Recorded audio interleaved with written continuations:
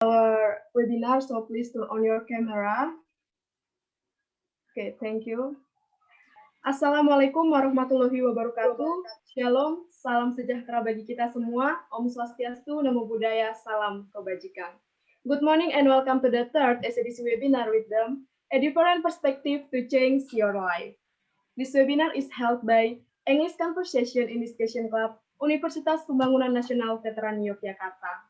It is such an honor for me to be a master of ceremony for this event. And now let me introduce myself. My name is Lense Maria Sitompul, but you can call me Lense.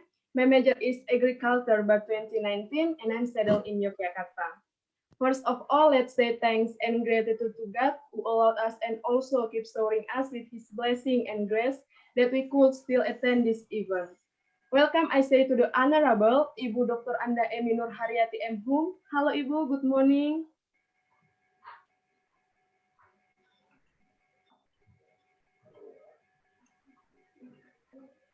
Good morning.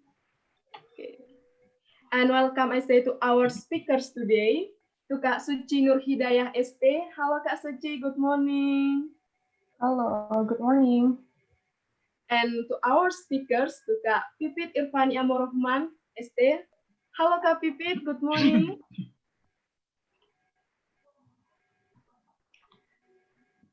And of course, to all participants today, hello guys, good morning, how are you?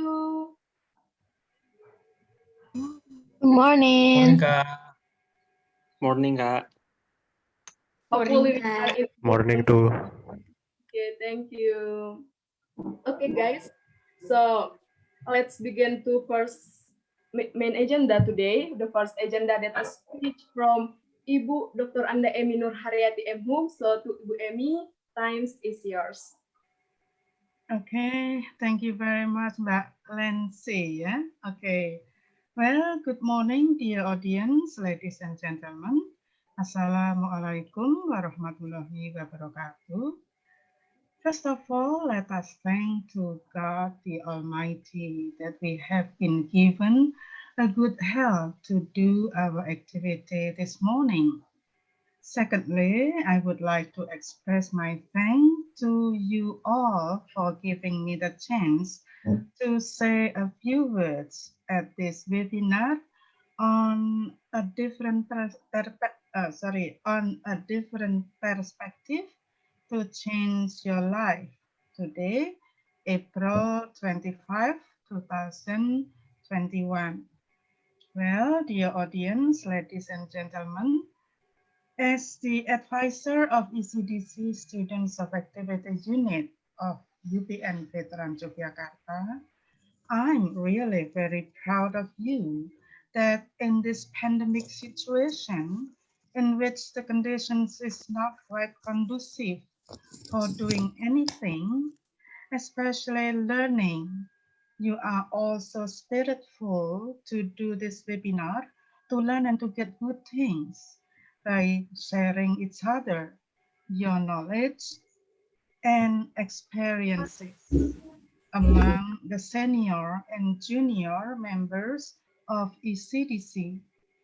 As students with high motivations and passion to reach your success, joining such activities will be very beneficial to you to increase your knowledge, of course, skill, and creativity, to step to good change in your lives and perspective for your own betterment, of course, and to innovate your way of thinking later on, to raise your spirit to create new ideas and new things for the sake of your own and your surroundings, at least in UPN Veteran Campus.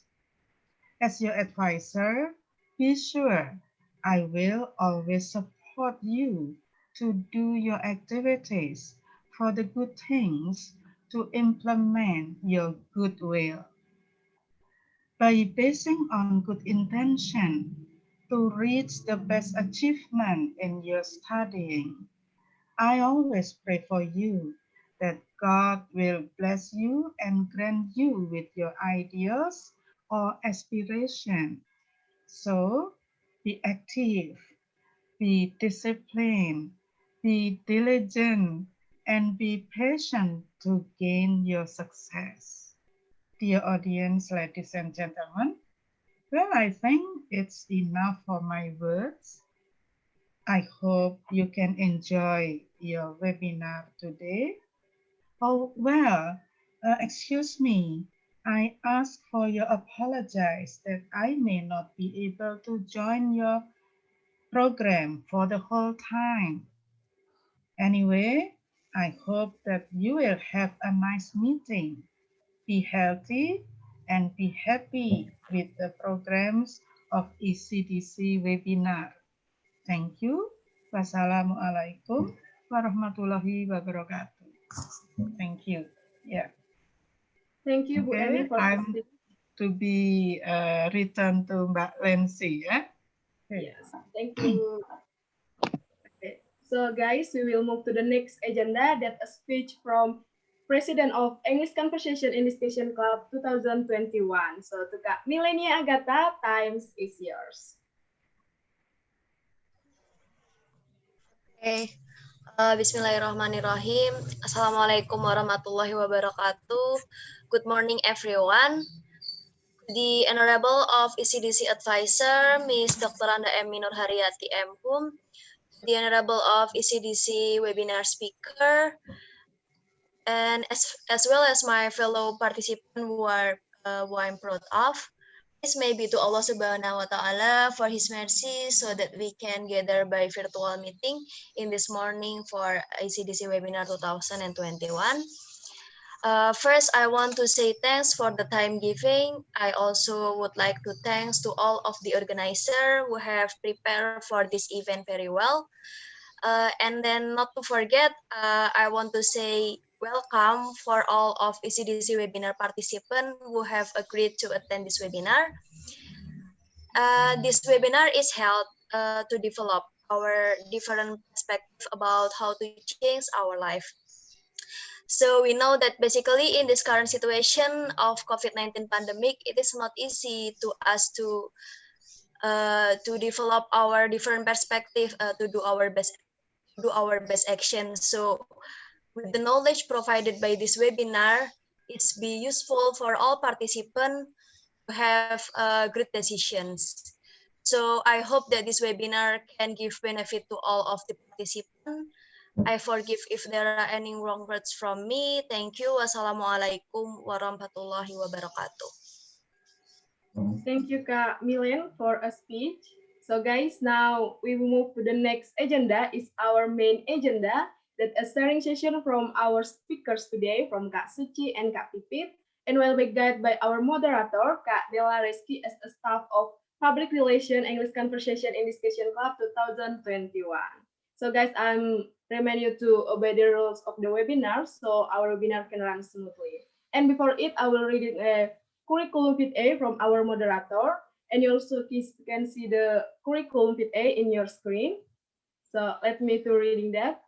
Della Rizky Leginia Putri, live in Umbul Harjo, Yogyakarta, have an organizational experience, namely human research, in kelompok studi pasar modal Fakultas Ekonomi Bisnis Universitas Pembangunan Nasional Veteran Yogyakarta, and in English Conversation and Discussion Club as a public relation, and have an academic history from Kak Della, complete the first middle school from SMP Negeri 8 Yogyakarta, and complete the senior high school in SMA Negeri 2 Yogyakarta, and now as a college student at the Universitas Pembangunan Nasional Veteran Yogyakarta with a major in management, but 2018.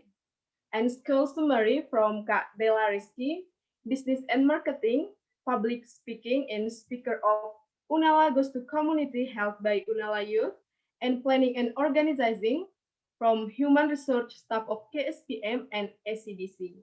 And have an achievement. The first is semi-final business plan competition, the most outstanding student, top 10 of Duta Generasi Berencana, the winner of Duta Generasi Berencana Daerah Istimewa Yogyakarta, and the winner of Business Case Competition in Business Marketing Project. That is curriculum fit A from our moderator. So our sharing session will guide by our moderator. So to Kak Della, time is yours. Hello guys, thank you Lindsay for introducing me to our participant. Yes, I am Dela Reski and I am become moderator for this webinar today. And I am from Public Relations English Conversation and Discussion Club 2021. I'm very happy to see you here. Walaupun pagi hari ini kita masih bisa bertemu walaupun secara daring, secara virtual, tetapi semoga tidak mengurangi manfaat yang akan kita dapatkan di webinar pada pagi hari ini. Nah, selanjutnya, before the presentation starts, let me tell you how the presentation will go. First, our first speaker will be invited to present the material. After that, our second speaker will be invited to present the material too. And there will be a question and answer session after our speaker has ended their presentation. Oke, selanjutnya. Our first speaker today is Kak Suci Nur Hidayah.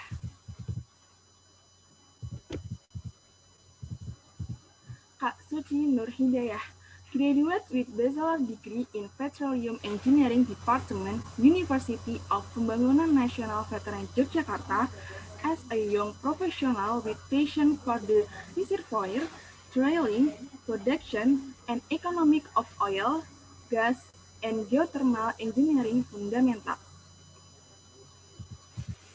She has professional experience on reservoir engineer, on April until present, drilling engineer, and many more. Next. Kak Suci has many achievements. There are, first, she got Karya Cendekia recipient second period graduation on 2021, hosted by UPN Veteran Yogyakarta, and on 2020, she got first runner-up International Plan of Development competition hosted by Integrated Petroleum Festival, Bandung Institute of Technology, and on 2019, she selected student for Energy Quiz Challenge, and on 2019, she got first runner-up of International Case Study Competition hosted by Society of Petroleum Engineer, Universitas Indonesia, and Society of Petroleum Engineer UPES India, and many more. And then, itu tadi adalah CV dari Kak Suci, beragam prestasi dan kegiatan yang Kak Suci raih, sehingga Kak Suci harapannya pada pagi hari ini bisa menularkan energi positifnya ke kita semua. Kita juga bisa mendapatkan berbagai arahan dan motivasi dan semangat supaya kita juga bisa mempunyai kegiatan positif dan prestasi seperti Kak Suci. Nah, karena mungkin penasaran juga nih teman-teman, kita sapa dulu aja ya Kak Sucinya bareng-bareng. Halo Kak Suci, selamat pagi. Halo, selamat pagi semuanya. Oke, apa kabarnya hari ini Kak Suci? Alhamdulillah kabar baik, semuanya lancar dan bisa menjalankan aktivitas yang baik. Oke, alhamdulillah. Oke, selanjutnya daripada teman-teman penasaran juga, langsung aja kita present the material dari Kak Suci. Please welcome to our speaker, Kak Suci Nur Hidayah, and Kak Suci, time is yours. Oke, terima kasih atas kesempatannya ya. Di sini mungkin saya mohon untuk share screen-nya sendiri aja biar lebih fleksibel juga. Jadi minta tolong di host disable-nya untuk share screen ya.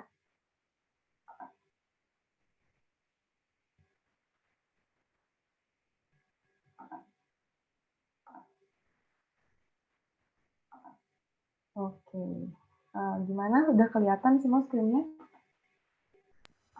Udah, Mbak. Udah, Kak. Oke, terima kasih semuanya. Assalamualaikum warahmatullahi wabarakatuh. Waalaikumsalam warahmatullahi wabarakatuh. Ya, selamat pagi. Good morning, ladies and gentlemen. Thank you for this opportunity. So here, I'm Suci Nur Hidayah, can be invited to be one of the speaker of this event. And also in this event, I will, Mbak Pipit will lead this event to be one of the speaker in this event. So thank you for your attention, and kami mengucapkan terima kasih atas semua yang diberikan dari panitia juga, dan juga terima kasih kepada yang telah menyempatkan diri untuk hadir pada acara pada pagi hari ini. Sebenarnya di sini lebih kayak sharing aja, sama-sama bertukar pikiran tentang suatu perspektif yang mungkin saat ini menjadi hal yang sangat dipertimbangkan di dunia mahasiswa maupun nantinya di dunia profesional. Nah, salah satu hal tersebut adalah yang saya bawakan pada pagi hari ini, yaitu how to build new habits and skills to improve yourself. So, langsung aja saya mulai ya.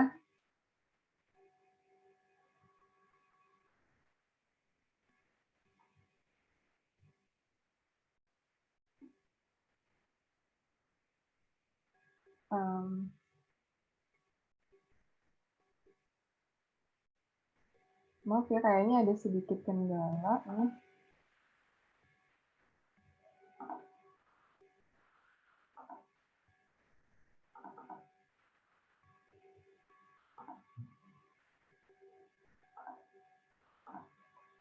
Oke, sebelumnya dengan judul ini sendiri mungkin kita udah familiar ya, how to build new habits and skill to improve yourself. Nah, jadi kita bakal discuss ini kurang lebih 1 jam lebih ke depan. Sebelumnya saya juga mengucapkan terima kasih kepada Bu Emi dan juga panitia yang lainnya atas kesempatan ini. So, untuk judul ini kan how to build new habits and skill to improve yourself. Nah, sebenarnya kita udah familiar nih dengan kata-kata habit dan juga skill. Namun di sini kita coba kupas kembali apa sih sebenarnya habit dan skill itu secara harfiah dan juga apa yang membedakan habit serta skill. Nah, yang pertama kita akan membahas habit secara definisi. Nah, habit itu dapat diartikan sebagai sesuatu yang sering dan secara rutin kita lakukan. Bahkan habit ini bisa kita lakukan tanpa kesadaran kita tidak langsung.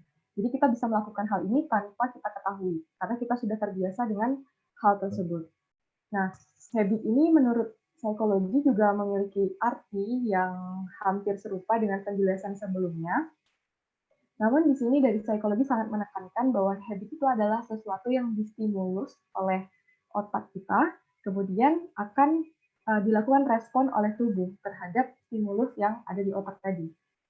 Nah, jadi dari hal tersebut, habit ini dapat dikaitkan dengan suatu kebiasaan yang kita lakukan secara berulang-ulang, dan kemudian karena seringnya kita lakukan berulang-ulang dapat menimbulkan suatu ketergantungan terhadap perilaku ini. Nah, habit ini terbagi dua, ada habit yang baik atau positif, ada pula habit yang negatif. Nah, sayangnya di sini untuk habit yang negatif itu sangat sulit sekali untuk menghilangkannya. Karena tadi kita udah terprogram dari otak, terstimulus untuk mengingat atau melakukan hal-hal yang kita udah ingat, kemudian akan terus-menerus kita lakukan. Nah, disitulah tugas kita sebagai fungsi kontrol dari habit ini sendiri. Jadi kita bisa membatasi, bisa memilih, bisa menetapkan habit apa sih sebenarnya yang harusnya kita lakukan. Nah, kemudian dari perspektif yang kedua itu ada istilah skill.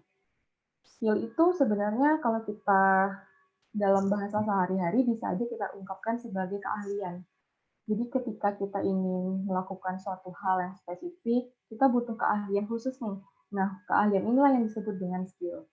Skill ini bersifat fokus, namun juga dia dinamis, artinya bisa terus berkembang seiring dengan habit yang kita lakukan. Secara simplify-nya, secara sederhana, habit ini adalah input yang kita masukkan, input yang kita lakukan, kemudian skill ini sebagai output atau keluaran dari habit yang kita lakukan. Jadi, bagaimana sih sebenarnya hubungan habit terhadap pembentukan skill? Nah, hubungannya sangat erat di sini. Jadi, habit sebagai pola, kemudian output-nya sebagai skill. Nah, kedua hal ini dapat mendirect kita untuk mencapai sesuatu yang kita sebut kesuksesan. Jadi, kesuksesan ini sebenarnya tidak bisa langsung kita achieve. Kita butuh beberapa tahapan yang dimulai dari habit atau kebiasaan, kemudian akan membentuk skill, Nah, skill ini yang akan mengantarkan pada suatu kesuksesan. Nah, di sini kita kasih suatu contoh sederhana aja yang sering kita temui dalam kehidupan sehari-hari. Misalnya di sini kita mempunyai dua pengandaian. Nah, pengandaian pertama itu pada gambar sisi kiri. Nah, jadi ada dua wanita yang berbeda, ada wanita A dan wanita B. Di sini pada hari yang sama, jam yang sama, namun mereka punya habit yang berbeda. Nah, si wanita A cenderung pada pukul 7 pagi itu selalu tidur, belum bangun, belum melakukan apapun. Sedangkan itu sudah rutinitasnya melakukan hal-hal positif sesuai dengan tujuan hidupnya. Misalnya di sini kita andaikan si wanita B ini punya goals sebagai wanita yang nantinya akan bekerja di bidang analisis atau di laboratorium.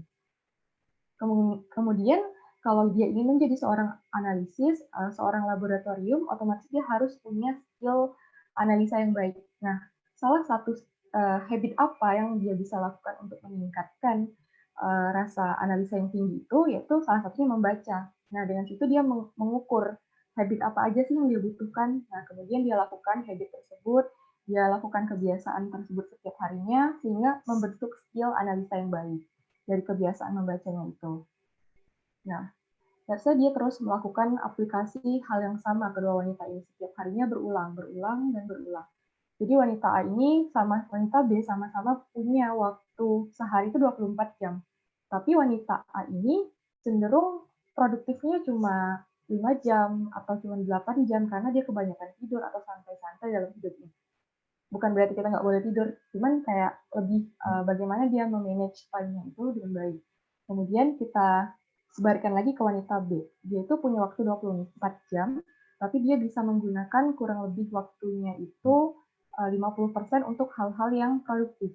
Nah, kita bisa lihat nih perbandingannya setelah kurang lebih 4 tahun. Nah, kita bisa lihat di sini wanita A itu akan cenderung frustasi. Kita ibaratkan kenapa? Karena di sisi lain dia itu masih merasa belum menemukan passion-nya. Dia belum paham dia akan menuju arah mana dalam hidupnya, kemudian dia akan merasa tertekan, terintimidasi, karena di sisi lain dia sudah melihat temannya yang sama barengan sama dia, tapi udah sukses, udah lulus, tapi dia karena belum bisa men-settle waktu dengan baik, dia tidak menemukan arah hidupnya dengan baik, sehingga menimbulkan frustasi dan rasa rendah diri. Nah, padahal mereka sama punya potensi yang baik sebelumnya. Kemudian, kita bandingkan dengan wanita B. Setelah 4 tahun, dia terus melakukan hal-hal produktif tadi, dengan habit yang baik, dia bisa mencapai kesuksesan sesuai dengan apa yang dia cita-citakan. Nah, di situ kita bisa menilai bahwa habit itu sangat-sangat menentukan masa depan.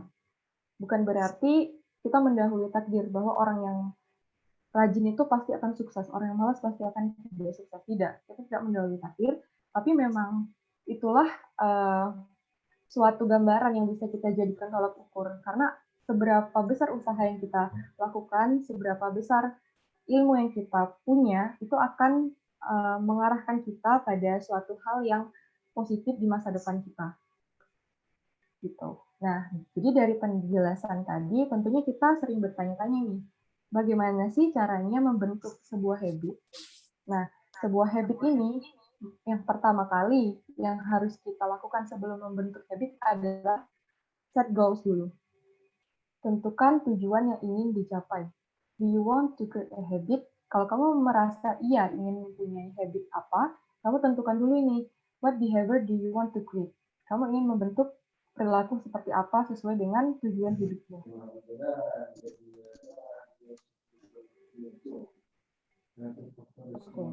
Kemudian setelah menentukan tujuan itu, yang pertama kita bisa menemukan hint atau petunjuk dari habit yang akan kita buat.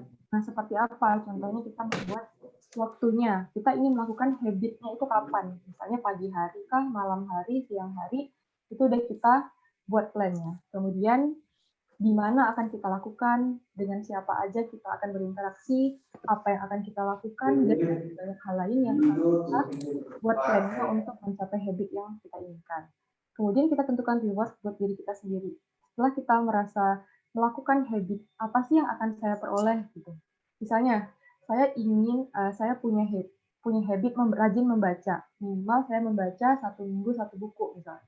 Nah, reward apa yang kita peroleh? Tentunya kita akan punya rasa kebanggaan karena saya punya ilmu lebih ini daripada yang sebelumnya. Misalnya kita kuliahnya di jurusan ilmu sosial, tapi kita punya nilai plus nih, kita bisa jago juga di IT, punya pengetahuan lebih di engineering dan sebagainya karena kita senang membaca. Itu kan satu prestigious atau nilai plus yang kita dapatkan di diri kita sebagai reward gitu. Jadi kita dapat menghargai diri kita sendiri dari hal yang kita lakukan, itu sangat membentuk mindset kita. Kemudian setelah kita melakukan kedua hal tersebut, maka kita dapat melakukan plan kita itu sesuai dengan yang telah kita lakukan. Sehingga output-nya pun akan baik jika kita benar-benar melaksanakannya sesuai dengan target yang telah kita buat. Oke, selanjutnya itu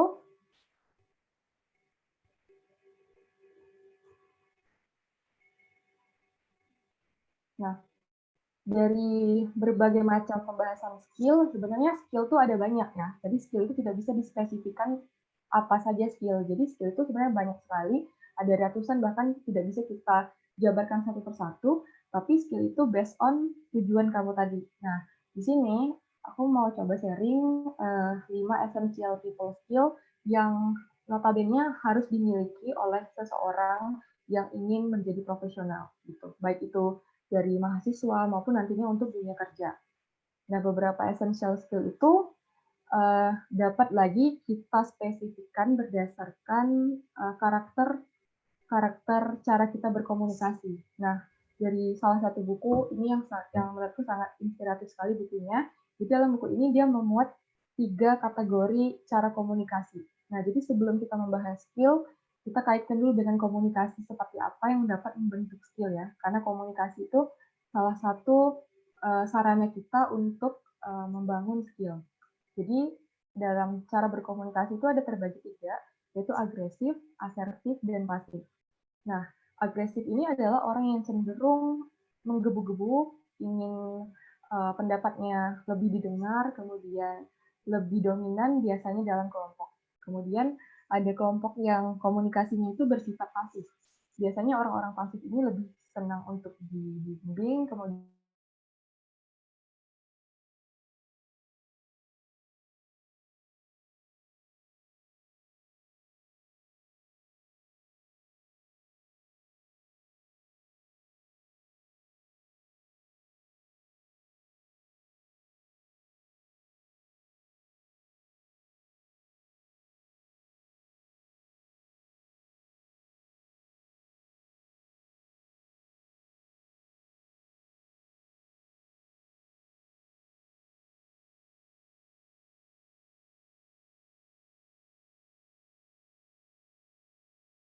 jam kerja yang sama. Tapi yang mendapat apresiasi cuma 1 orang. Tentu 4 orang dari 5 tim ini akan merasa kecewa karena dia punya job yang sama.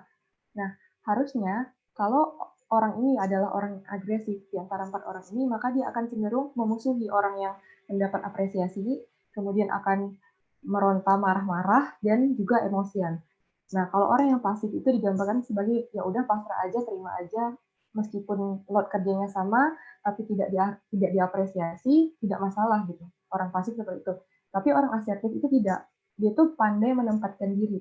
Jadi ketika dia merasa haknya tidak diperoleh, dia akan berbicara, dia akan speaking, dia akan speak up, akan mengungkapkan apa yang seharusnya dia dapatkan dengan cara komunikasi yang baik sehingga tidak menyakiti pihak-pihak lain. Gitu. Jadi dia lebih cenderung mempertaruhkan keadilan bagi dirinya dan juga orang lain. Orang asertif itu seperti itu. Kemudian ini kalau membahas skill 5 essential skill tadi, yang pertama adalah pembinaan relasi. Jadi skill yang paling sangat berguna gitu ya menurut buku ini adalah pembinaan relasi. Jadi kenapa relasi itu penting?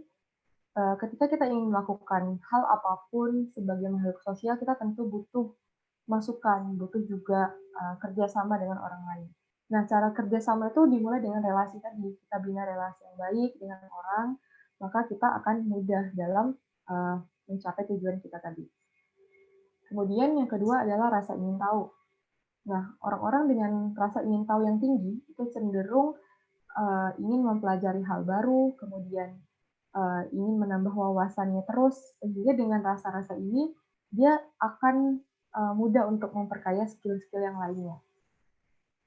Kemudian skill komunikasi, jadi tadi kaitannya sama membangun relasi tadi, ketika dia sudah bisa membuka relasi, membangun relasi, bagaimana dia bisa mengkomunikasikan hubungannya itu dengan orang yang sudah menjadi relasinya tadi, agar dapat terus berlangsung dalam jangka panjang, dalam bentuk komunikasi yang efektif tentunya antara kedua belah pihak. Kemudian yang keempat adalah ambisi. Ambisi ini sebenarnya sangat penting, namun beberapa orang sempat mengartikan ambisius itu sebagai hal yang negatif. Nah, sebenarnya ambisi ini punya hal yang sangat-sangat fundamental dalam hidup. Karena apa? Karena setiap apapun yang kita lakukan harusnya punya ambisi. Jadi ketika kita tidak punya ambisi, maka kita akan berjalan tidak tahu arah, kemana-mana tanpa ada tujuan. Tapi ketika kita punya ambisi, kita punya semangat yang tinggi untuk mencapai keberhasilan yang telah kita tentukan sebelumnya. Yang terakhir adalah penyelesaian konflik, yaitu orang yang mampu menempatkan diri, orang-orang yang mampu berpikir dengan tenang, dengan jernih ketika ada masalah. Jadi terus menghadapi masalah itu dengan kepala dingin. Itu adalah skill terakhir yang di-mention dalam buku tersebut. Kemudian selain dari skill tersebut, menurutku sih sebagai mahasiswa, itu ada lagi 2 skill utama yang sangat-sangat penting kita miliki, yaitu skill yang pertama,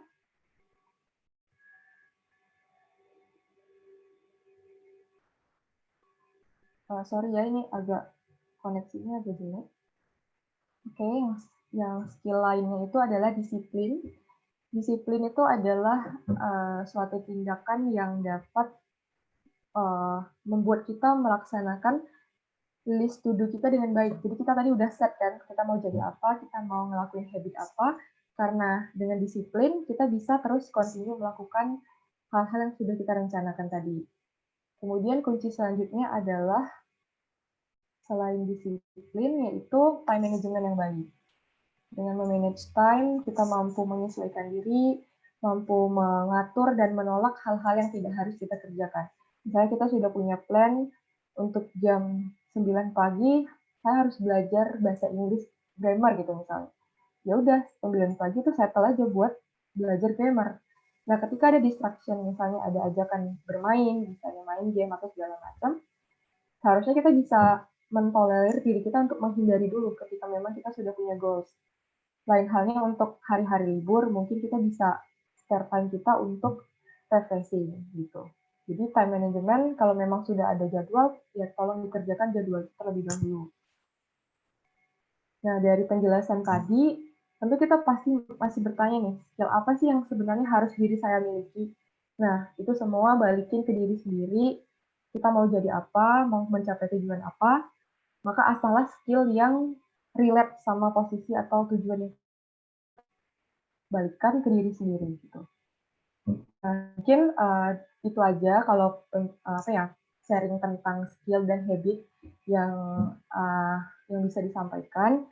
Mungkin di sini aku mau sedikit cerita aja tentang beberapa pengalaman sukses story selama kuliah yang mudah-mudahan bisa memberikan semangat dan juga motivasi juga harapannya kepada para audiens di sini.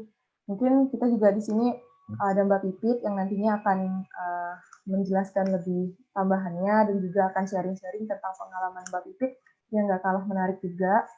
Jadi di sini aku coba share sedikit yang aku dapat selama kuliah di UPN Veteran Yogyakarta. Ini ada sedikit sukses story di tahun 2017, di mana awalnya itu sama seperti mahasiswa lainnya yang di awal kuliah masih bingung sebenarnya benar nggak ya jurusannya ini, terus juga benar nggak memang ini passion saya gitu kan, pernah bertanya. Cuman kayak ketika kita udah masuk di satu lingkup dan kita harus bisa menciptakan sebuah tujuan dari lingkungan kita tadi, Makanya tadi dimention salah satu sifat ambisius. Jadi sifat ambisius tadilah yang dapat membawa kita pada suatu pencapaian. Let's say kita tidak menyenangi suatu bidang, tapi kita ambisius untuk menyelesaikan tanggung jawab kita di bidang itu, kita pasti akan bisa. Gitu. Percaya. Jadi jangan mengabaikan sifat ambisius tadi. Gitu. Sudah set goals, ketika udah memasuki suatu bidang, set goals, pengen jadi apa, ingin mencapai apa, lakukan yang terbaik, set plan, cari relasi, cari teman untuk berkembang bersama. Kemudian ini ada juga salah satu sukses story lagi di tahun 2018, kemudian 2019, dan di 2020. Nah, prinsip saya itu memang tadi yaitu yang pertama adalah set goals. Gitu. Jadi dalam mencapai apapun, penting banget untuk set goals-nya, mau jadi apa, at least misalnya saya punya target di tahun 2020, minimal saya harus punya satu pencapaian, misalnya. Atau di tahun ini saya ingin mencapai apa, itu kalau bisa udah diplankan dulu gitu. Mungkin demikian yang dapat saya sampaikan. Mohon maaf jika ada penyampaian yang salah, semoga dapat diterima sharing-sharingnya pada pagi hari ini, dan saya akhiri dengan Assalamualaikum warahmatullahi wabarakatuh. Waalaikumsalam warahmatullahi wabarakatuh. Okay. Thank you very much, Kak Suci, for giving such an information, motivation, and interesting presentation about how to build new habits and skills to improve yourself. Wah, keren banget ya presentasi dari Kak Suci, dari awal udah jelasin tips-tips supaya bisa build new habit, bisa juga improve skill, dan di akhir juga dikasih tahu kalau saya perjalanan Kak Suci mulai dari jadi mahasiswa baru sampai jadi lulus, prosesnya jadi bikin kita semangat juga, bikin kita termotivasi juga, supaya kita juga bisa nemuin istilahnya kemampuan dan skill yang relate sama yang apa kita jalani juga bisa dibuahkan menjadi sebuah prestasi atau sebuah kegiatan yang produktif. Nah, gimana teman-teman hari ini dapat banyak ilmu baru kan ya? Pastinya dong. Mantap. Nah, walaupun bulan puasa, walaupun sebagian juga, puasa ini bukan jadi penghambat buat tetap semangat belajar ya teman-teman. Nah, semoga juga webinar kali ini bisa memberikan insight dan energi positif baru ke teman-teman semua. Nah, biar makin-makin nih ilmunya, kita juga ada pembicara kedua nih. Nah, our next speaker is Kak Pipit Irfani Amor Rahman. Kak Pipit Irfani Amor Rahman. She was graduate from Petroleum Engineer, University of Pembangunan Nasional Veteran Yogyakarta, and now she is one of the research assistant in Clearing Department on Pertamina on 2019 until present. Kak Pipit has branding and entrepreneurship experience, become manager and stockholder on Brother Shoe and Clean Care on 2019 until present.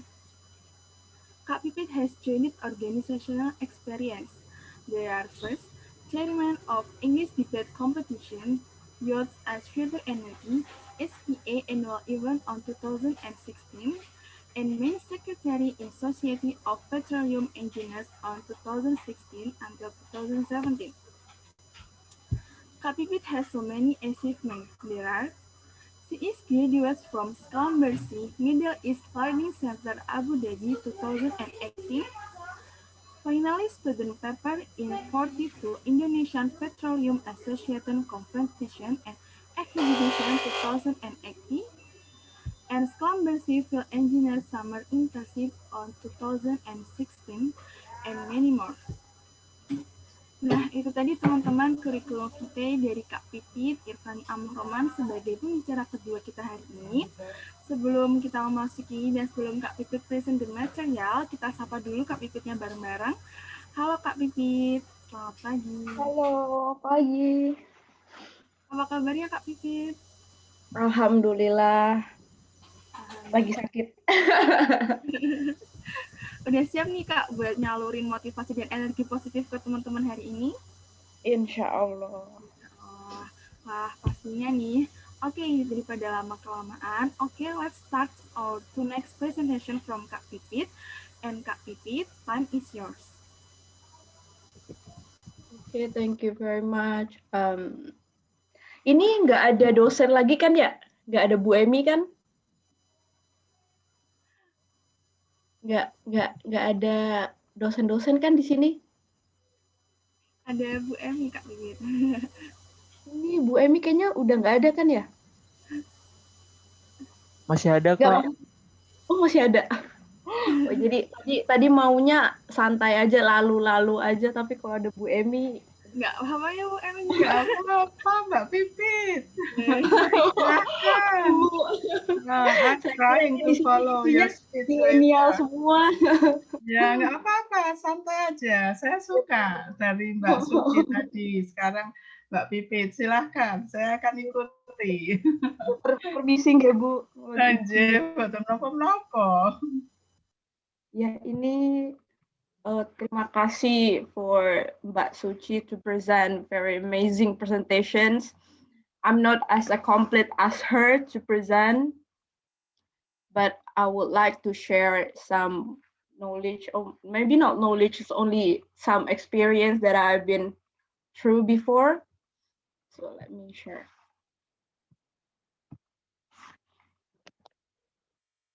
Udah kelihatan ya? Sudah, Mbak. Sudah. Okay. First of all, I would like to say sorry because I'm not in a good condition, so I do not show my video.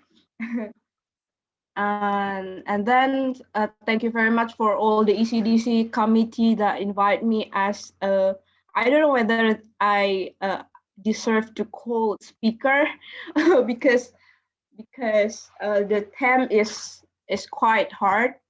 It say that they want me to share about a great mindset to surviving in the new era.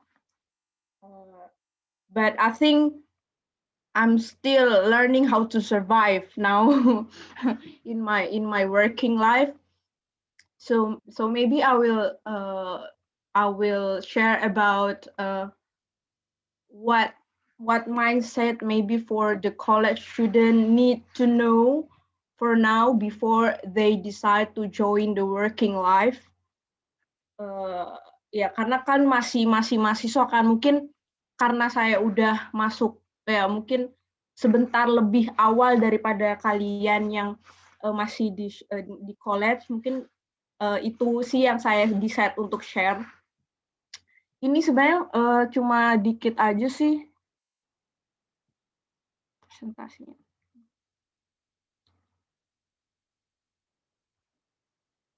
Ini nih. Udah slideshow belum ya? Udah ini. Oke. Okay. So what you need to do in 21st century. So this is what came up to me. I'm thinking like apa sih yang sebenarnya perlu diketahui sama mahasiswa yang maksudnya mahasiswa yang masih ada di university. First, thinking about a career in chapters.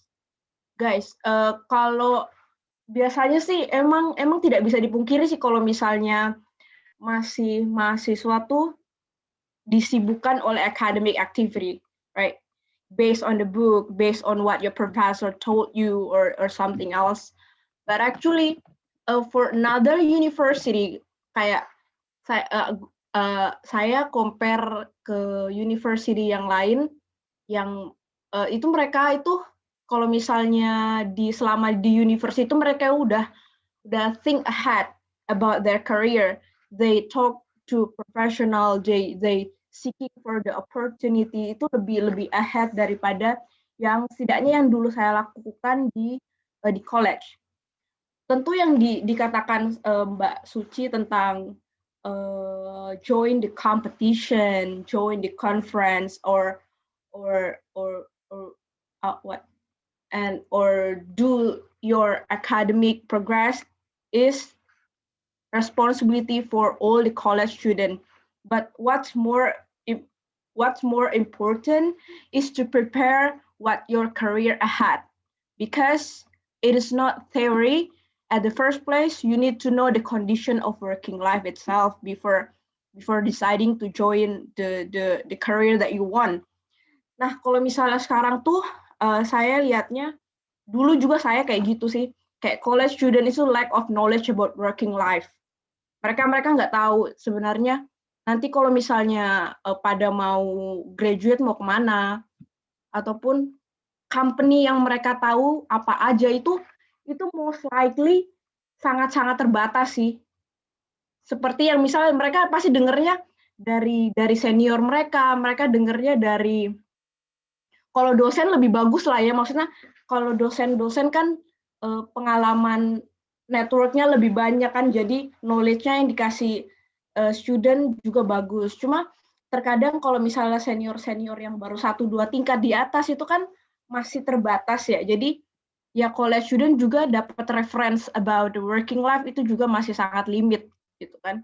Terus limit their career with theoretical path without thinking about the era development. Apa ya? Kalau karir sekarang tuh juga udah berkembang, sudah mulai develop ya, karena pasti apa sih karir yang potensial itu tergantung dengan kebutuhan masyarakat pada masa sekarang. Nah, biasanya tuh college student tuh pasti kayak lebih taunya ya, misal saya dulu di teknik perminyakan, oh berarti nanti kerjanya di Pertamina, terus misal jadi reservoir engineer, kalau enggak drilling engineer. Yeah, that's not wrong, but I mean you need to look kayak lebih di zoom out. Sebenarnya karir apa aja sih yang sekarang sedang berkembang di era, misalnya di Indonesia apa aja sih, itu juga harus ditahu gitu loh, bukan menutup mata untuk kalian melimit karir kalian kayak ya sebatas yang tadi saya bilang gitu kan, karena nanti ketika sudah graduate dan ketika teori karir yang kalian tahu selama kuliah itu tidak tercapai, nah pasti tuh langsung gelagapan gitu kan, pasti panik, aduh ini nggak ada lowongan, ini nggak ada gitu. Padahal sebenarnya univ lain tuh, anak-anak univ lain tuh mereka sudah ngerti kan karir apa aja nih yang terbuka, baik maksudnya kapabilitas mereka bisa nggak masuk di situ. Nah itu bisa lebih fleksibel gitu. And that's what I don't see in my college life. Terus mungkin kalian bisa relate atau mungkin ada yang udah lebih ahead ya, mungkin sekarang udah lebih canggih milenial di UPN. Terus limit their career as far as their senior go. Ini karir di sini juga ya, maksudnya sebatas senior kalian udah pernah di mana aja, biasanya kan junior ngikut kan ya. Misal senior udah pernah ngikut lomba apa aja nih, nah itu biasanya junior ikut-ikut ini. Saya juga dulu kayak gitu, jadi kayak yang senior pernah ngikut, misal lomba di ITB ikut, terus di UI ikut, terus program misal ada konferensi ini ikut. Padahal sebenarnya kalau misalnya kita lebih look opportunity itu lebih banyak lagi gitu loh. Dan saya sekarang juga lihat kok opportunity yang misal kayak ada competition, international competition, ataupun mungkin exchange program kayak gitu tuh, itu banyak banget. Dan nyadarnya kok dulu nggak sama sekali nggak ke expose gitu loh. Dulu kok nggak pernah lihat ya kayak gini. Padahal sekarang pas working life ya level yang dicari sama universitas lain itu juga lebih beyond daripada yang dulu senior bilang di kampus gitu loh. Mungkin kalian juga bisa lebih explore sih. Terus accepting heterogeneity promptly. Jadi ya sama aja sih, ini sebenarnya kayak lebih fleksibel aja. Kalau di working life itu semuanya lebih fleksibel. Kalian maksudnya jangan terlalu kaku dengan capability, karena kalau udah di working life itu kan pasti dari segala disiplin, terus apalagi itu baru technical secara disiplin, terus gimana nanti karakter, you need to know your working partner. Nah dari working partner itu dari mana lu bisa tahu untuk apa kayak kerja bareng bagus itu kayak gimana ya, based on your experience such as organization. Misal sekarang lagi ECDC kan, ECDC ini jangan cuma ngikut-ngikut doang terus berharap sertifikat, karena in reality I know kayak sertifikat tuh somehow ya di encourage sih sama orang-orang banyak, cuma somehow itu nggak terlalu apa ya, gimana ya, kalau sertifikat tuh nggak terlalu ngaruh gitu di working life. Yang ngaruh tuh skill apa yang kalian dapat dari setelah mendapat sertifikat itu. It's matter more than sertifikat. Soalnya banyak yang bilang kan ya udah lumayan nih sertifikat, lumayan nih seminar ikut sertifikat. Guys, that's useless. And that's very useless. Kalau misalnya kalian cuma cari itu juga, well, thousand people get the certificate. I can make my own certificate, right? So don't focus on that, like seriously. Terus how to accomplish those elements? Pertama, polish the ability to verbalize.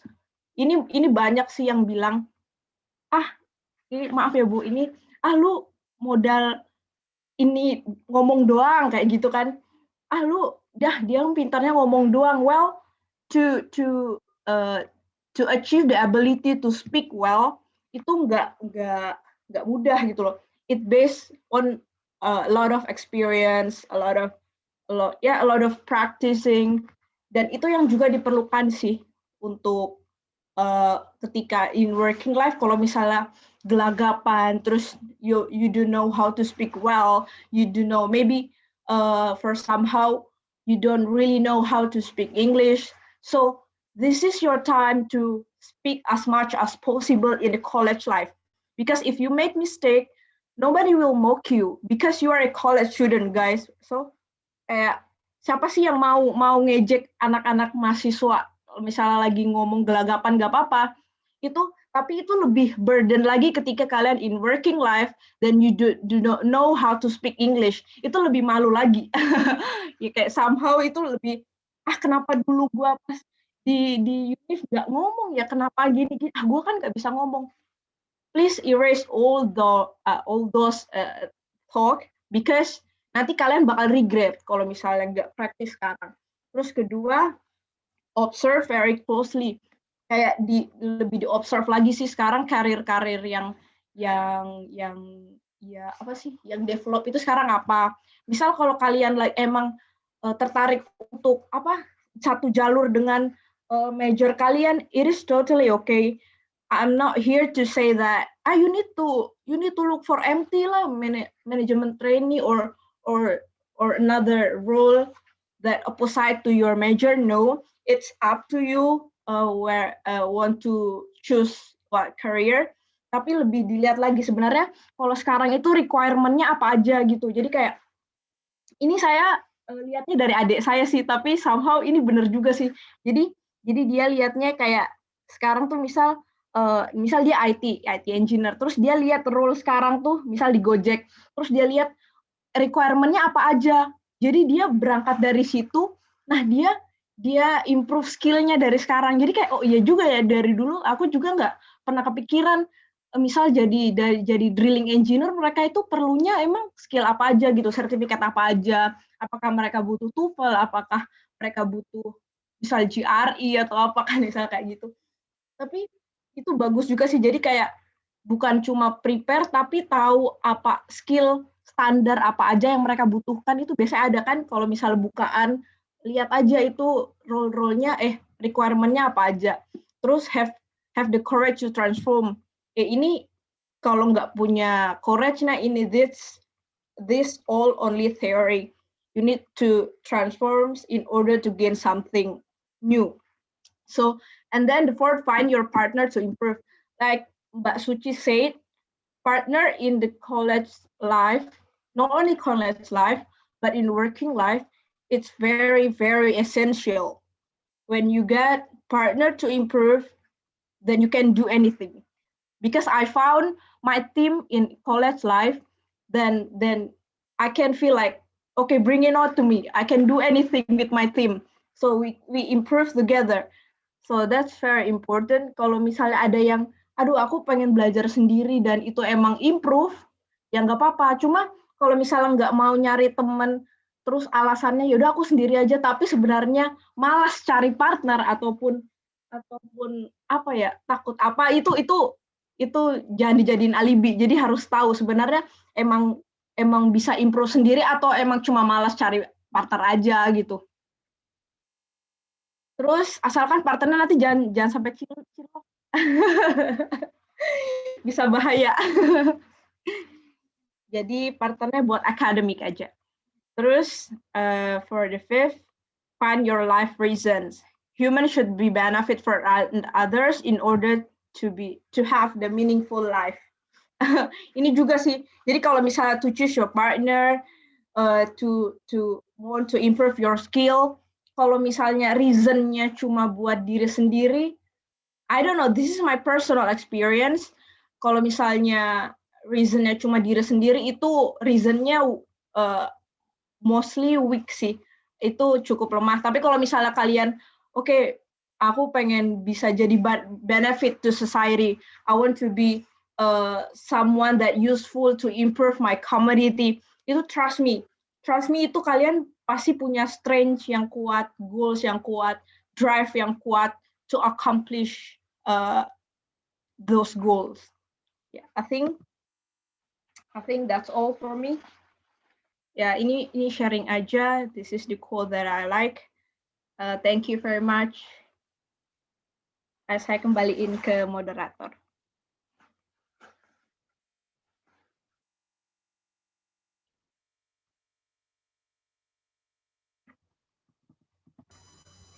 Okay, thank you so much, Kak Vivi, for giving such information, motivasi, and other interesting presentation. Gimana teman-teman? Tambah ilmu lagi dong pagi hari ini.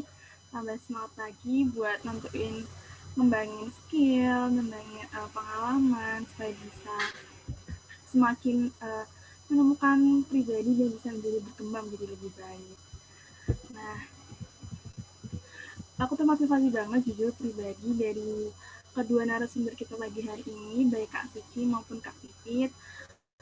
Mereka semua sudah mampu memberikan semangat dan menyalurkan energi positif ke saya dan teman-teman semua. Semoga nanti kita bisa mengambil sisi yang positif, kita bisa terapkan di kehidupan sehari-hari, dan kita juga bisa mengimplementasikan hal-hal yang baik supaya bisa mengembangkan diri kita lebih baik lagi.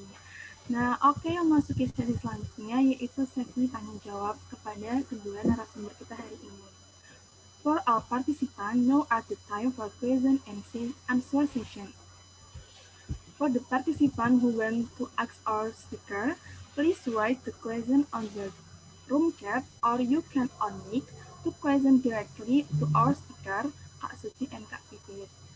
Nah, buat teman-teman yang ada pertanyaan, yang ingin bertanya kepada narasumber kita hari ini, bisa menuliskan pertanyaan di kolom chat, atau teman-teman juga bisa menanyakan langsung, bisa interaksi langsung dengan Kak Suci dan Kak Pipit, dengan menyalakan mic teman-teman, dan bisa menanyakan pertanyaan secara langsung.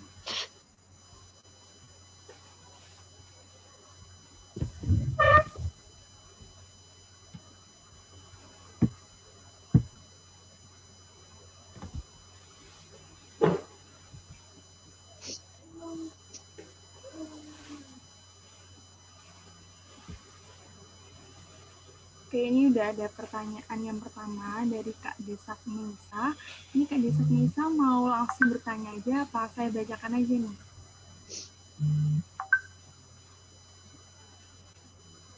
Boleh juga kalau mau langsung bertanya ke narasumber kita.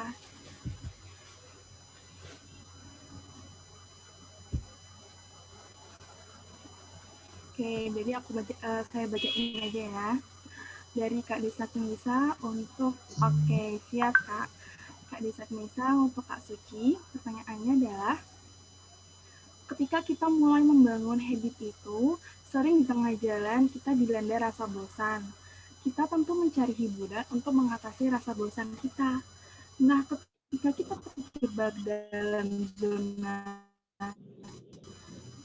zona nyaman dalam menghibur diri kita dan kita enggan untuk memulai kembali apa yang telah kita lakukan sebelumnya, adakah tips dari kakak untuk situasi tersebut mengingat sepertinya bukan saya saja yang mengalami. Seperti itu Kak Suci. Sudah jelas atau saya bacakan kembali Kak? Oke, udah jelas kok pertanyaannya. Oke, terima kasih ya pertanyaannya dari Desa Nisa. Ya, oke. Case yang dialami itu mungkin bukan hanya Nisa aja yang ngalamin. Aku pribadi juga pernah. Mungkin orang-orang yang ikut lagi pasti juga pernah mengalami ya. Namanya manusia juga kalau udah jenuh bakal ada titik bosan gitu kan. Kalau dalam ngelakuin suatu hal yang kayak pelajaran atau apa pasti ada bosannya. Nah, namun kan ketika bosan kita coba hibur diri kita dengan refreshing, entah bermain game, nonton film atau dan sebagainya. Memang sering kali kita kayak terlena gitu, apalagi misalnya nih kayak libur panjang gitu kan, kayak ya tadi balik lagi ke habit ya, namanya hiburan atau cara refreshing yang kita lakukan itu sebenarnya balik ke habit. Jadi gini, ketika kita refreshing dan kita membatasi waktunya, misalnya kita punya libur panjang nih, at least kita punya libur seminggu misalnya. Nah, ketika kita melakukan dalam seminggu ini rutin hal-hal yang menyenangkan aja, maka itu akan terbentuklah habit baru. Habit yaitu senang-senang aja nih seminggu. Nah, gimana caranya ngatasin? Jadi ketika kita refreshing mungkin bisa diselang-seling aja harinya, misalnya ya hari Senin refreshing, terus hari Selasanya ya maksudnya adalah ngelakuin hal apa yang maksudnya kalian juga mengerjakan sesuatu yang produktif gitu. Jadi nggak selamanya dalam masa kita refreshing itu benar-benar main terus gitu, enggak. Jadi ingat lagi kayak mungkin kita ngerjain sesuatu yang produktif tapi waktunya dikurangi. Misalnya yang produktifnya normal kita ngelakuinnya dari jam 7 sampai jam 12 siang misalnya. Ya udah pas kita lagi liburan itu kita ngelakuin 7 sampai jam 8 gitu. Tapi kita kan tetap punya habit itu untuk mengingat lagi kewajiban kita apa. Jadi situ kita bisa patokin habit tadi ke pertanyaan ini kita balikin. Kan tadi habit itu kebiasaan berulang yang kita lakukan terus-terus sehingga makin lama otak kita terstimulus untuk memikirkan dan melakukan hal itu terus kan. Nah, ketika kita bisa mengendalikan tadi, itu bakal lebih mudah untuk balik ngelakuin tugas kita yang sebelumnya kita pending karena mau refreshing tadi. Itu salah satunya. Kalau menurut saya sih, dari pengalaman-pengalaman juga kayak gitu. Sama niat yang paling penting ya. Kayak mungkin kayak kita terlena pasti karena liburan. Tapi kalau memang yang namanya niat tadi, ambisiusnya udah kuat, memang mau digimanain tetap bakal balik lagi. Kalau udah waktunya, ya udah berhenti dengan refreshing tadi. Mungkin gitu aja kalau dari aku. Kalau misalnya Kak Pipit mau nambahin, boleh nambahin Mbak gitu. Oke, terima kasih banyak Kak Pipit atas jawabannya. Mungkin Kak Pipit juga ada tambahan, bisa memberikan saran buat Kak Desa Nisa juga. Silakan Kak Pipit. Ya itu most likely sama sih kayak Mbak Suci. Jadi and then maybe buat essential faktor yang lainnya why you need to do that habit. Kenapa lu ngerasa habit itu penting aja sih? Itu mungkin jadi drive yang paling kuat sih untuk keep up with the habit.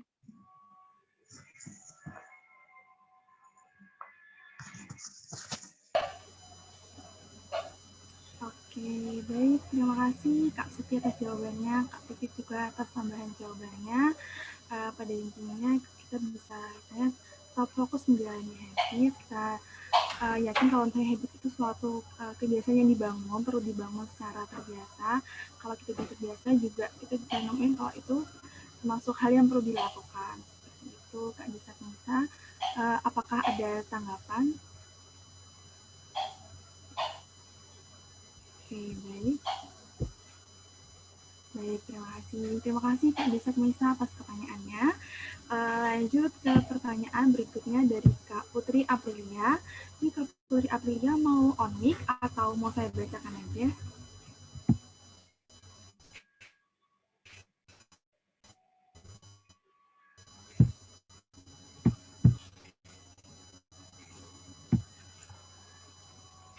Oke, sepertinya saya bacakan aja ya. Oke, baik.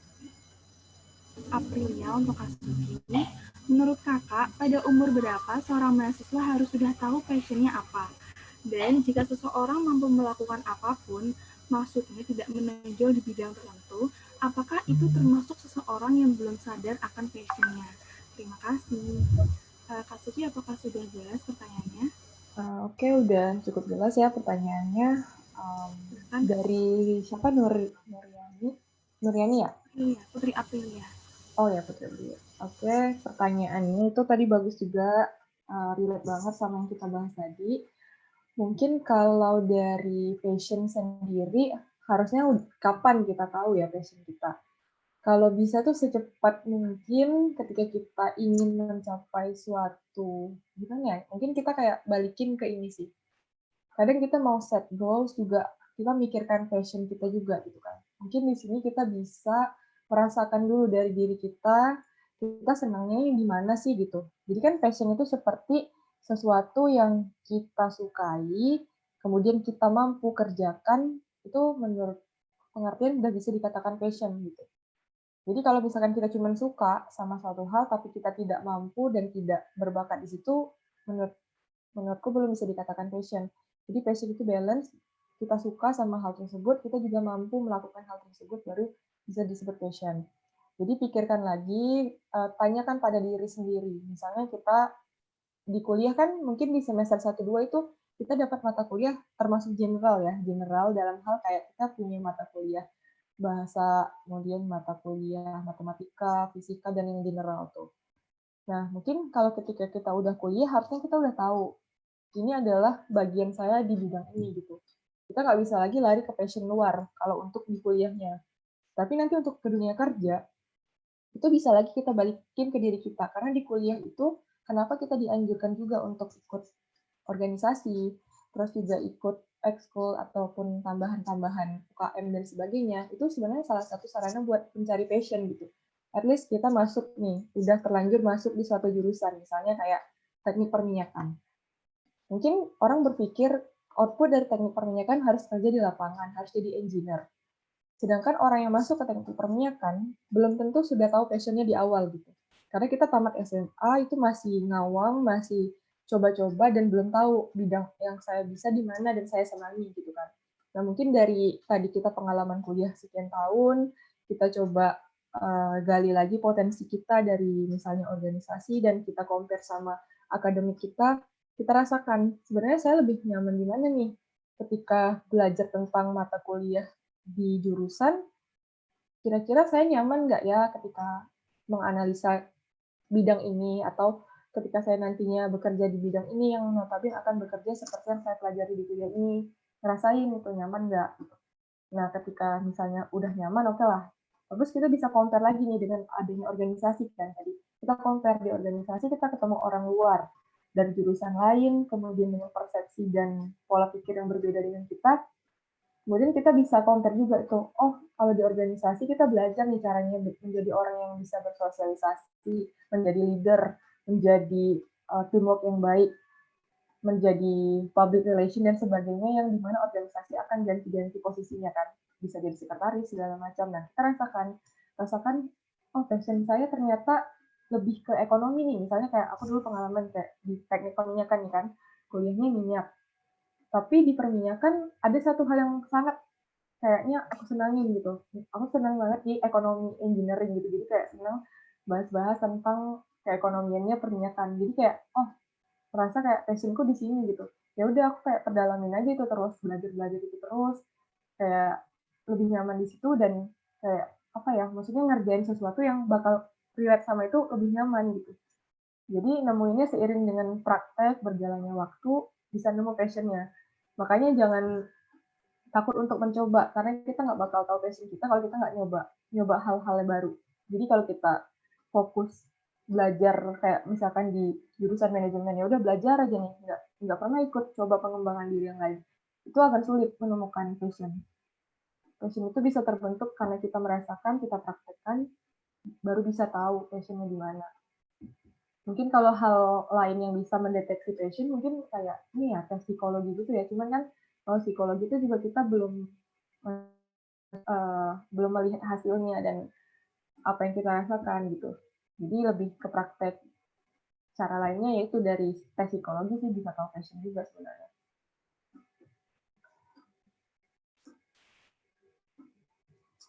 Mungkin itu sih jawabannya, atau masih ada yang belum dijawab ya kira-kira?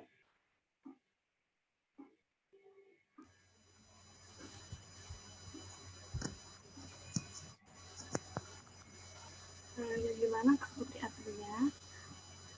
Oh iya, atau mungkin Kak Vivi juga ada tambahan dari pertanyaan Kak Putri Atria.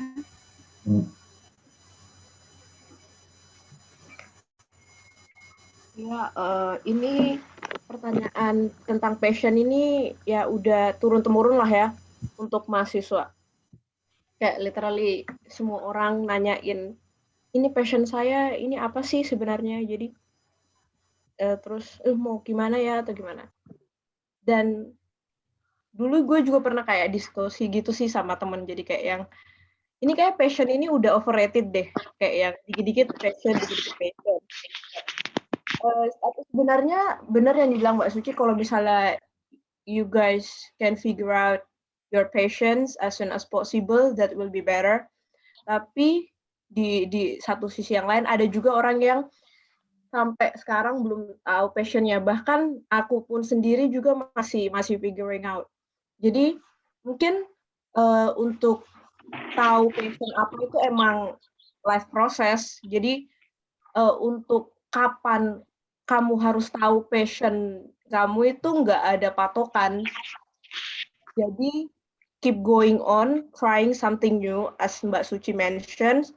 Jadi kalau misalnya kalian nyoba-nyoba hal-hal baru, walaupun itu nggak passion kamu atau itu hanya tuntutan dari misal orang tua, coba aja. Maksudnya coba, nanti kamu harusnya sih secara teorinya sih bakal ngerti sendiri sebenarnya apa sih yang cocok buat aku, apa sih yang enggak.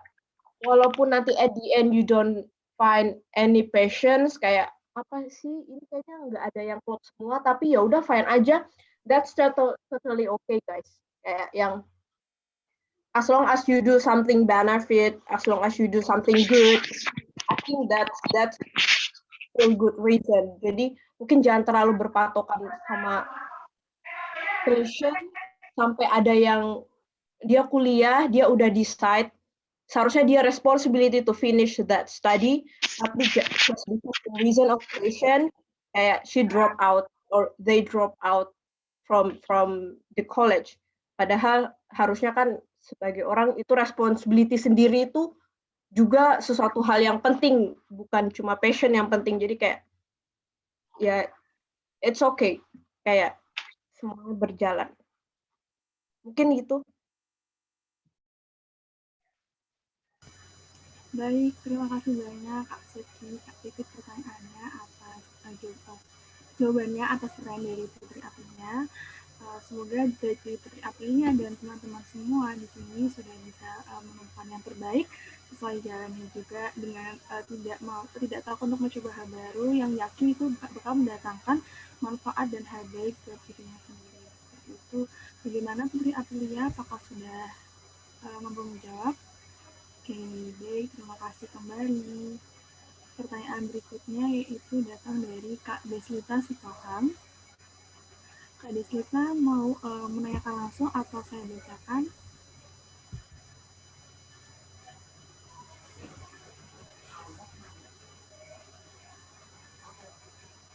Oke, baik Kak. Pertanyaan selanjutnya dari Deslita Sitohang untuk ditujukan untuk Kak Pipit. Terkait dengan partner yang tadi sudah dijelaskan sama kakak dalam kita mengimprove atau menemukan skill kita, nah apa aja sih Kak tips-tips yang tepat buat cari tahu partner yang bagaimana, yang memang bagus buat kita, ini gimana cara kita memposisikan diri kita buat berpartner yang positif. Wah, keren banget ini pertanyaannya. Silahkan Kak Pipit untuk menjawab. Mungkin pertama harus tahu ya maunya tuh partnernya dalam bidang apa. Mungkin yang paling gampang ya paling jurusan, misal jurusan, terus akademik, misal lu mau improve untuk di aspek itu. Ya, it means you need to search someone yang paling dekat ya teman-teman angkatan kamu, ataupun senior juga bisa, ataupun junior juga bisa. Maksudnya ya di-lock dulu interest-nya apa. Nggak mungkin kan kamu tiba-tiba mau ikut lomba di jurusan kamu, terus kamu nyarinya mahasiswa jurusan lain, itu mah modus doang kan ya. Nah, makanya itu di-speak dulu interest lu apa. Terus yang paling penting juga sih frekuensi sih, sefrekuensi. Kamu tipenya kayak gimana? Nah, teman kamu ini harusnya ya sama-sama meng-encourage gitu loh. Meng-encourage untuk untuk bisa improve. Dan juga kayak ya apa ya? Feel kalian nge-weakness-nya di mana sama partner kamu. Terus menurutku bagus sih. Soalnya aku juga ketika di college ya pas itu sebenarnya kayak kegiatan di lab. Jadi teman-teman yang aktif itu di approach dulu. Jadi kayak teman-teman kamu yang diangkat terlihat bagus secara akademik dan juga mungkin ya sifatnya ya bisa masuk match ke kamu, itu di approach aja dulu. Jadi di approach buat diskusi ataupun diajak buat lomba. Nah, untuk nanti kan kalian bukan satu orang doang ya, jadi ada beberapa orang. Nah, itu bisa dari situ jadi referensi sebenarnya partner belajar mana yang cocok buat kamu. Apakah cuma satu orang ataupun 2 orang atau bisa jadi tim atau gimana, itu nanti setelah approaching. Jadi jangan dulu decide, jadi di approach satu-satu kayak gitu. Gitu sih paling. Dan pasti akan terlihat sih kalau misalnya interest-nya sama, kamu pasti bisa lihat sih dari teman-teman kamu mana aja.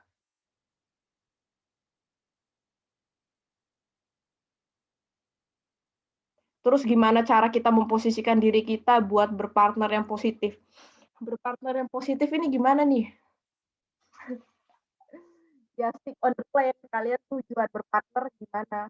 Kalau misal akademik ya udah stick on the plan. Academic you need to stay professional walaupun temen ya harus goals lu apa?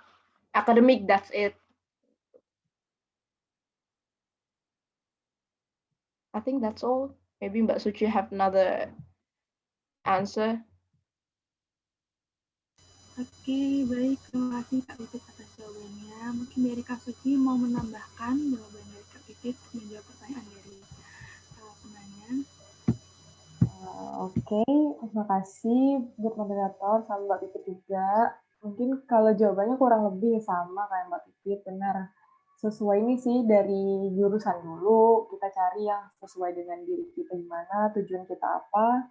Sama juga ini sih paling pilih partner juga di-consider sama kebutuhan timnya juga. Jadi kan tadi udah set goals misalkan mau ngapain, lombanya mau tim apa, juga nanti dipertimbangkan butuhnya talent apa nih, skill apa nih yang dibutuhkan di dalam tim tersebut, itu juga dipertimbangkan. Kayak misalnya kita kalau udah cocok sama orangnya, udah sefrekuensi juga, kemudian mungkin dari segi skill atau keahliannya juga bisa dipertimbangkan. Misalnya kayak ada yang bisa desain, kemudian ada jago presentasi, ada yang apa, itu kan bisa diapain.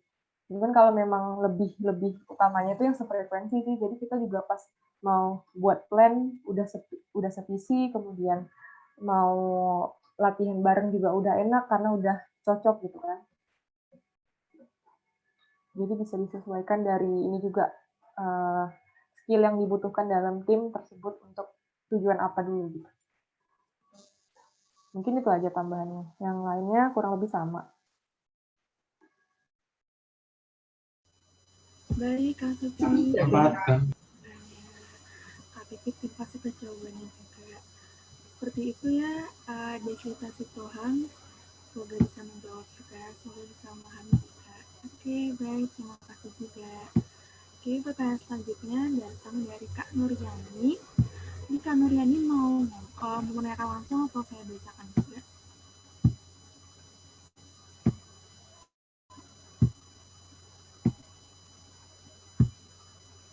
Oke, ini bacain semua aja ya. Oke, dari Kak Nuryani untuk Kak Siti.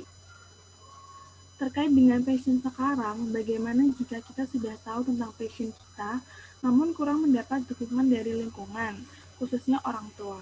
Apakah ada cara untuk menumbuhkan passion yang didasari oleh ketidaksukaan dan keterpaksaan? Baik, Kak Suci, apakah sudah jelas pertanyaannya?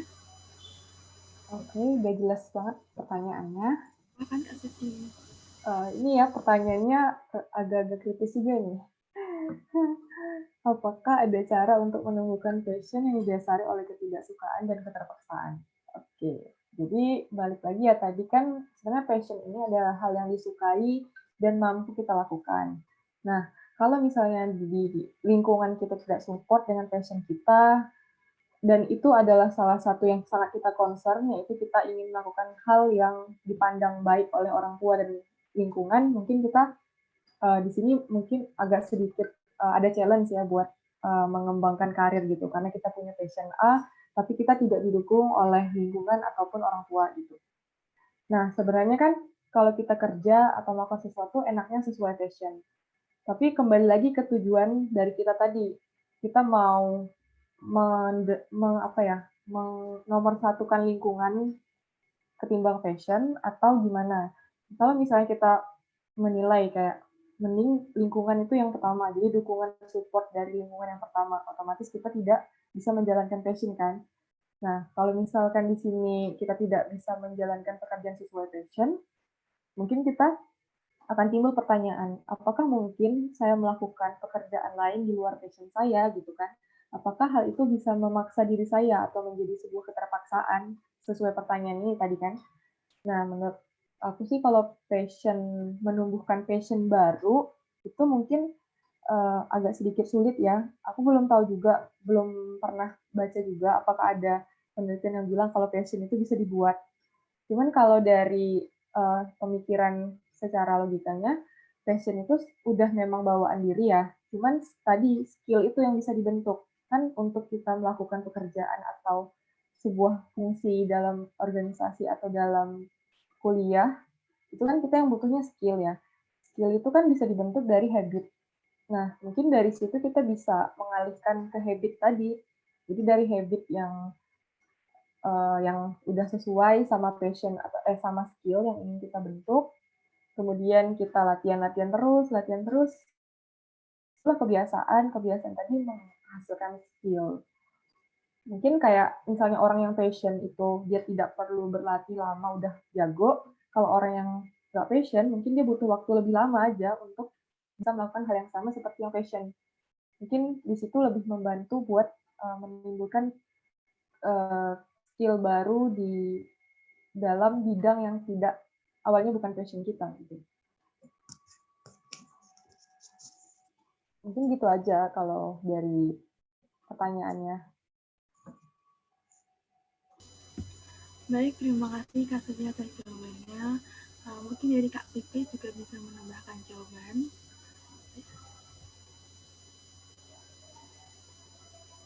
Ya, terima kasih. Pertanyaannya tuh, sorry. Tadi tuh nggak dapat approval dari orang tua ya? Iya, kurang mendapat dukungan dari lingkungan khususnya orang tua. Adakah cara untuk menumbuhkan passion yang didasari oleh ketidaksukaan dan keterpaksaan? So, Nuryani, do you know why your parents do not agree with your passions or whatever it is? Do you ask them?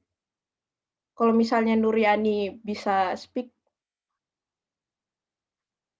kamu tanya nggak ke mereka kenapa mereka nggak setuju?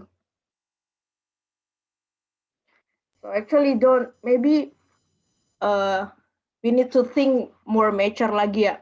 Jadi don't always play the victim. Jadi ketika ada lingkungan yang nggak agree sama kita, jangan langsung playing I'm the victim. Jadi gue yang jadi korbannya, yang seharusnya gue bisa jalanin passion gue malah nggak bisa ngejalanin passion karena orang tua, because orang tua doesn't understand me. As simple as that lah ya, drama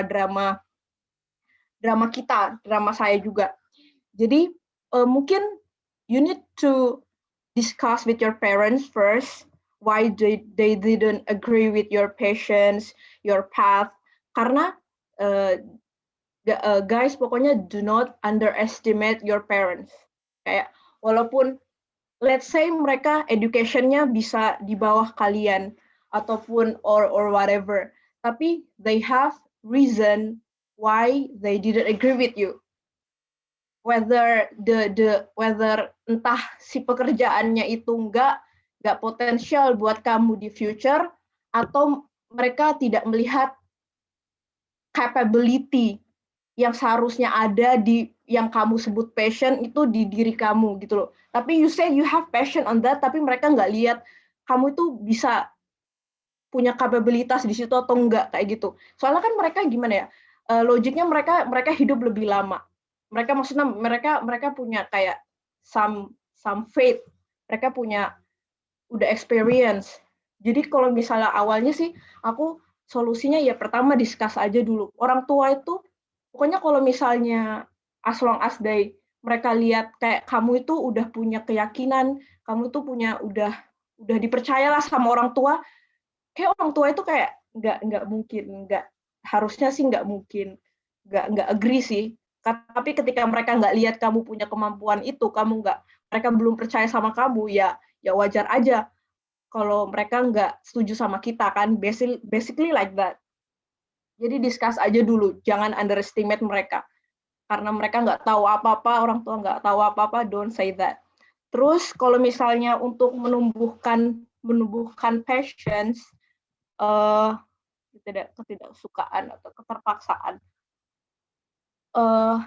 ya nanti setelah didiskus terus kayak ya gimana nanti hasilnya, toh sebenarnya nanti dilihat ketika passion itu passion itu kan sebenarnya tadi kalau Mbak Suci sih bilangnya ini ya, kalau misalnya nggak sesuai passion, kalau di main work emang susah. Lebih enaknya kalau misalnya pekerjaan utama kita itu sesuai passion, betul. Cuma bisa dipertimbangkan aja lagi kayak tergantung at the end kita juga bicara tentang potensial ke depannya, bukan tentang passion doang. Dan passion itu juga kita bisa lakukan selama hidup kita kan. Walaupun itu tidak menjadi tidak menjadi pekerjaan utama. Seperti itu sih, mungkin masih sebenarnya itu banyak sih yang dipertimbangkan, harus banyak yang dipikirkan gitu, tidak sesimpel itu dan saklek itu sih. Mungkin dari itu sih, dari saya. Baik, terima kasih Kak Pipit atas tambahan jawabannya. Semoga dari jawaban dari Kak Suci dan Kak Pipit, Nuryani bisa menemukan jawaban juga, jadi pertimbangan juga buat Nuryani. Seperti itu ya. Oke, ini pertanyaan sudah saya bacakan semua. Mungkin ada teman-teman juga yang mau langsung menanyakan kepada member, sangat dipersilahkan. Atau mungkin ada pertanyaan lagi, mungkin saya akan tunggu beberapa waktu lagi.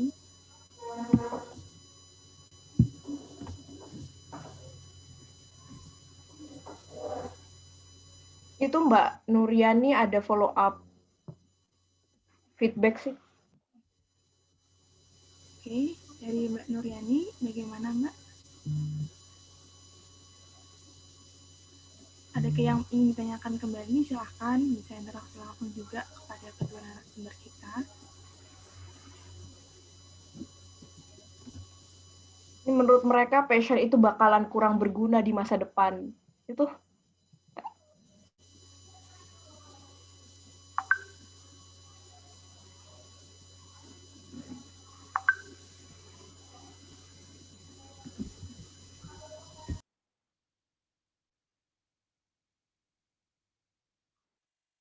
ya, Nuryani, so that's why you need to discuss with your parents first, karena at the end potensial itu juga matter.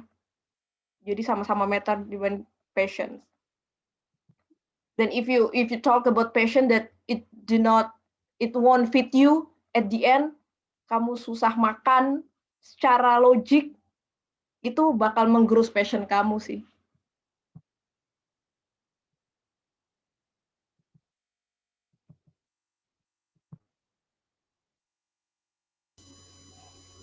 Oke, baik. Terima kasih Kak Pipit atas jawabannya. Baik, dari Nuryani sudah cukup juga. Dia sudah memberikan jawaban dari di kolom chat. Mungkin dari teman-teman yang lainnya, apakah ada pertanyaan lagi? Bisa tulis juga di kolom chat atau bisa menanyakan langsung kepada Kak Suci atau Kak Pipit.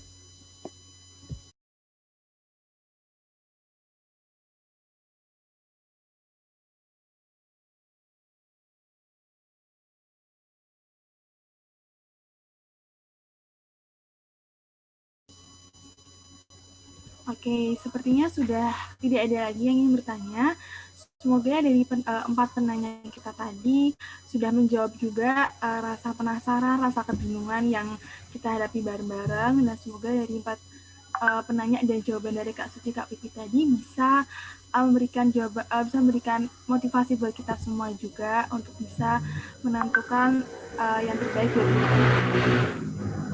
Nah, karena sesi tanya jawab juga sudah selesai, memasuki acara berikutnya yaitu ini dari kami selaku panitia penyelenggara webinar ICDC pada hari ini memberikan tanda terima kasih kepada Kak Suci dan Kak Pipit selaku kedua narasumber kita pada pagi hari ini. Ya, kami akan memberikan sertifikat untuk Kak Suci Nurhidayah yang telah menjadi speaker di acara ICDC webinar yang ketiga kali ini, yang telah memberikan banyak motivasi dan informasinya kepada kita semua.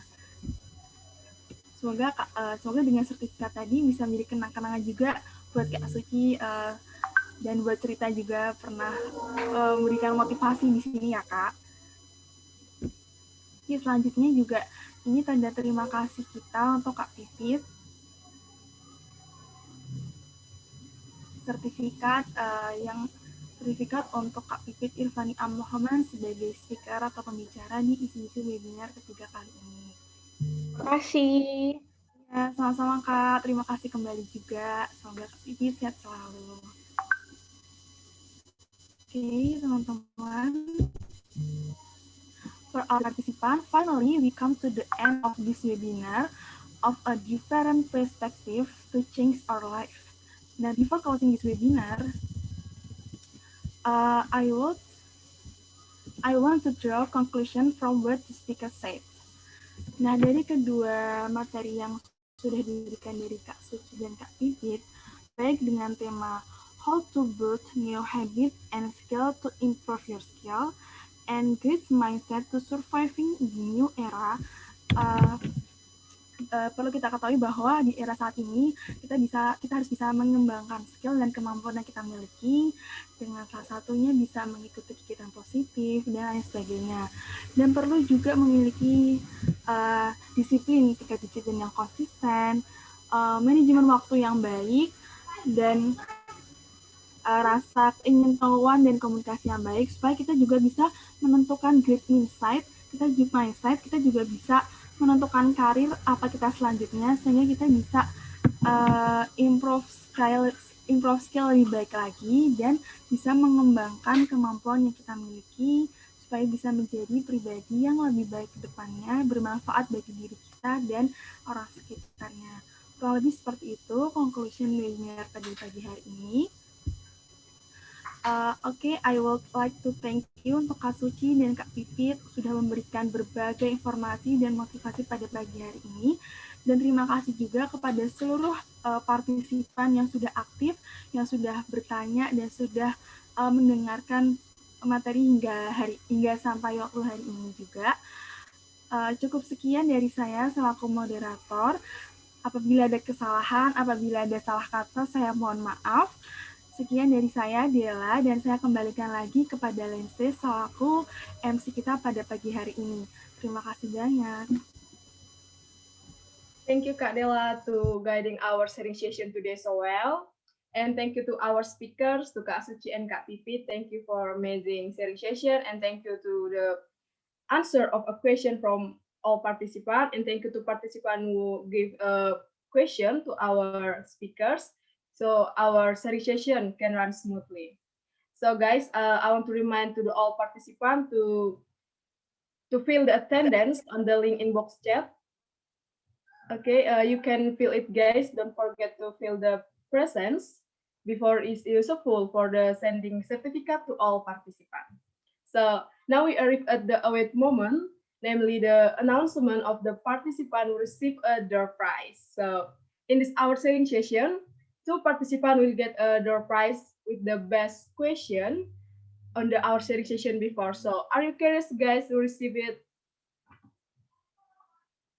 I'm so curious. So just tell from the second position, the second best question in our sharing session was received by Desak Mesa. Congratulations. Halo Kak Desak. Kak Desak Mesa, are you there?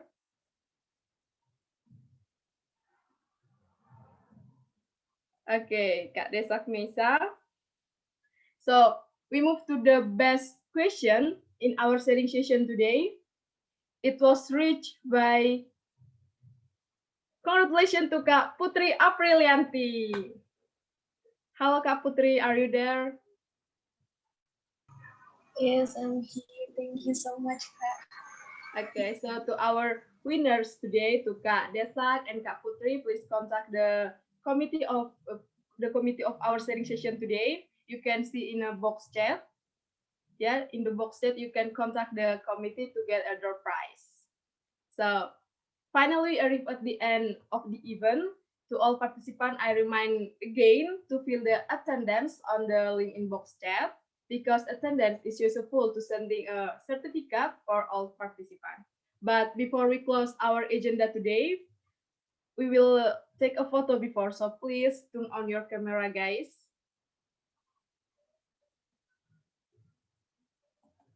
Okay.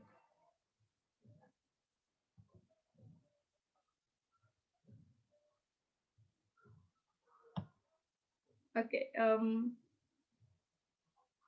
please turn on your camera, guys. Okay, thank you.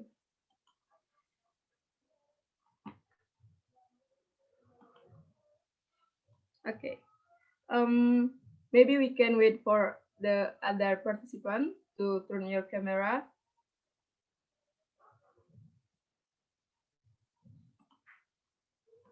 Okay, we begin from the first slide. Okay, are you ready, guys? Okay, we begin. 1, 2, 3. Cheers. Okay, the second. We move to the second slide. 1, are you ready, guys? Okay, 1, 2, 3. Okay. And the last slide, in the third slide. Okay, we are ready, guys. Please turn on your camera. Okay, 1, 2, 3. Okay, thank you, guys. Okay, wait.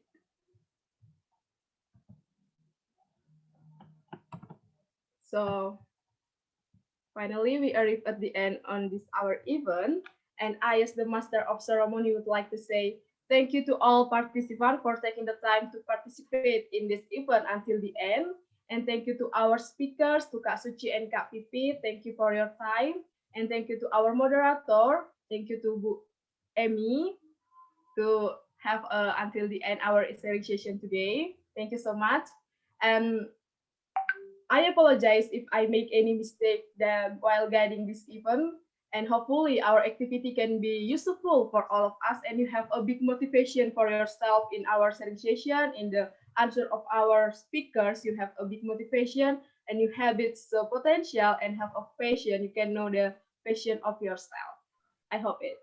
So, guys, I want to remind to don't forget to follow the Instagram account from ECDC in ecdc.upnfyk to get more information about ECDC. So please stay safe and keep social distancing. Thank you for your attention and see you in the next event. Bye-bye, guys. Thank you. Thank you. Thank you very much for all the committee. Makasih Ibu Emi. Sama-sama. Thank you, Kak Pipit. Have a nice day, guys. Terima kasih semuanya. Nice day.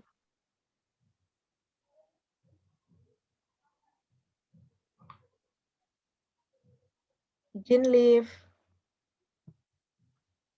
Terima kasih, Kak. Thank you.